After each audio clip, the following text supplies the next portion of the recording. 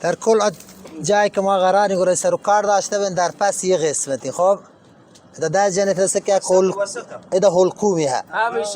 یه حلقوم اگر جعله گبرو یه پس وگره نپس کاشر خیر صدا سود تده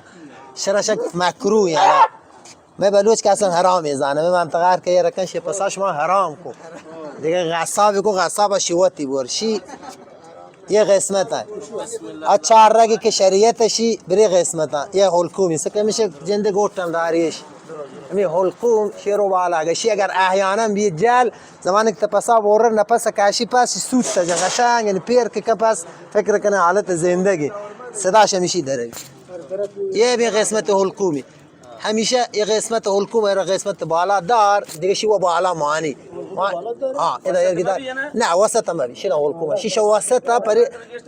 نه وسط بوررک سختی اصلا بوررک نبی پس هم عذیت بی شیشه چیر حلقوم بوری نه نظر شعری یه شکی شیشه حلقوم برو جز بالا حلقوم به طرف سر بی ارگی راحت تر به نتیجه رسید یه شیشی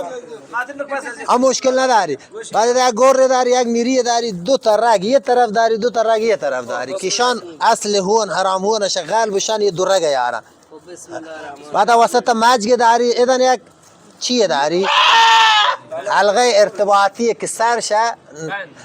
بنده داری که سرش گردن جدا بی عموما ما که بورن تمام ارگن رگ داری اسپیت رگ ماشن نخاین تی به قول آوا ماجگی نکنن بسم الله الله اکبر رو به طرف قبله یا چیزی که لازمت چاقویه رکنن بسم الله الله اکبر یواش رن جلو بسم الله الله اکبر یه قسمت بره روش بورن یه طرف رگ بوررگ بی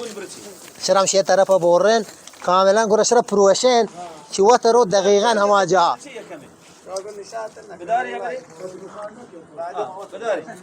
خب تمام انشیت به ما مرحله رسه اگر شرا ماشین بره اما چیزی که شریعت گوشته درجه سریقات بی کرایتیه شین نپس داری تا زمانش نبوره تا ویل کنه یه دو طرف بری روش کامل بورن و پسا کامل ویل کنه الی و سرد بیشن لگه تو کجن تمام هو حرام که تشی بدن رچید نه دستو بکش انگه تا 3 دقیقه لگه تو کجن تازه شروع کن آنو ماتراشی ما دیگه چه کرده گه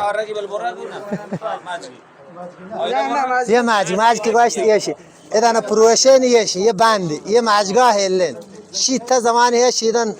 حیات داری جان تا هرچی خون کسیف این سکه پاده جان شبده نداری شکن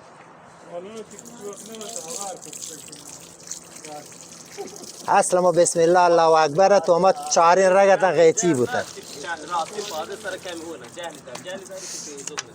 مشکل نداره شدن پوچه وازه کنه